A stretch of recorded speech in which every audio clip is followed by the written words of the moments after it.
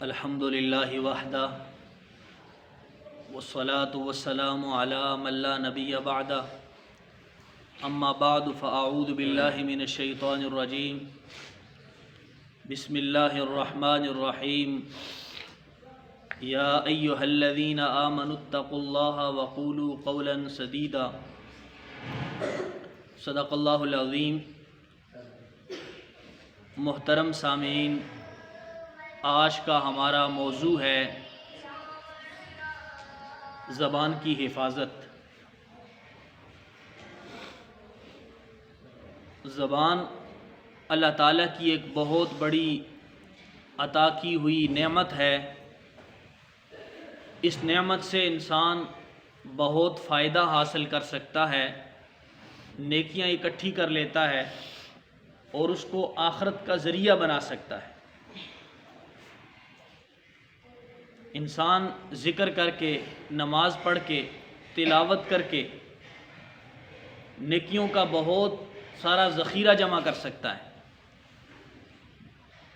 لیکن اسی زبان سے انسان جہنم کی گہرائی کے اندر بھی گر جاتا ہے۔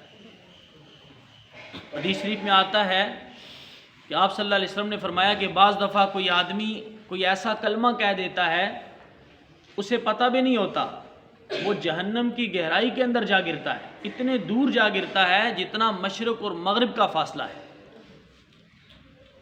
حضرت عبداللہ بن مسعود رضی اللہ عنہ نے آپ صلی اللہ علیہ وسلم سے پوچھا کہ یا رسول اللہ، سب سے افضل عمل کون سا ہے؟ آپ صلی اللہ علیہ وسلم نے فرمایا کہ نماز کو اپنے وقت پر ادا کرنا۔ اور آپ نے پوچھا یا رسول اللہ اس کے بعد؟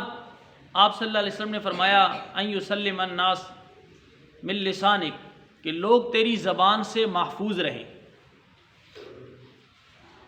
عقبہ بن عامر رضی اللہ عنہ نے آپ صلی اللہ علیہ وسلم سے پوچھا یا رسول اللہ نجات کس چیز میں ہے؟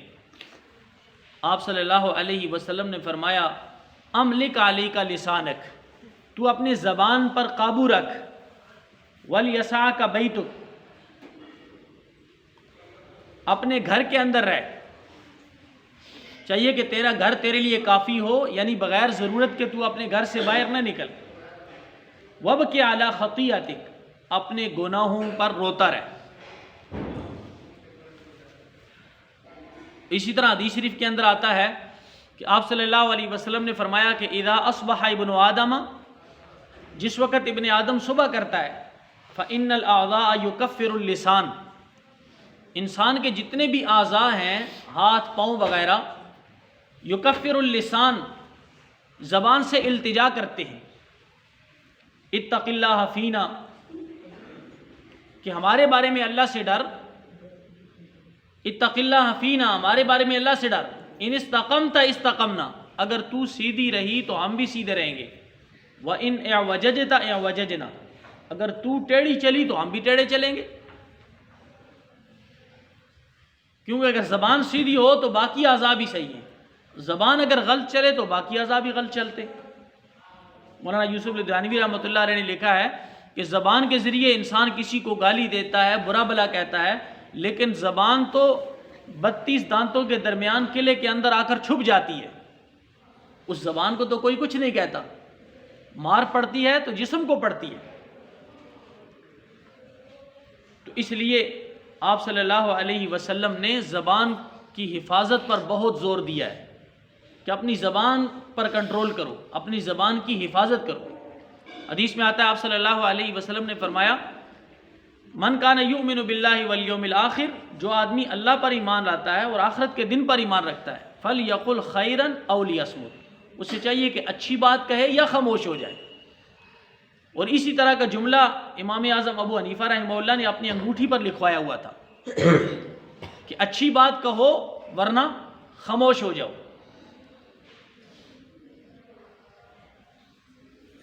تو حدیث کے اندر زبان کی حفاظت پر آپ صلی اللہ علیہ وسلم نے بہت زور دیا ہے۔ اگر انسان زبان کی حفاظت کرے تو انسان جہنم سے بچ جاتا ہے، اچھے اعمال کرے تو انسان جنت کے اندر جانے والا بن جاتا ہے۔ لیکن اگر اس زبان کی حفاظت نہیں ہوگی تو انسان دنیا کے اندر بھی خسارہ اٹھائے گا اور آخرت کے اندر بھی خسارہ اٹھائے گا۔ اللہ رب العزت ہمیں زبان کی حفاظت کرنے کی توفیق عطا فرمائے۔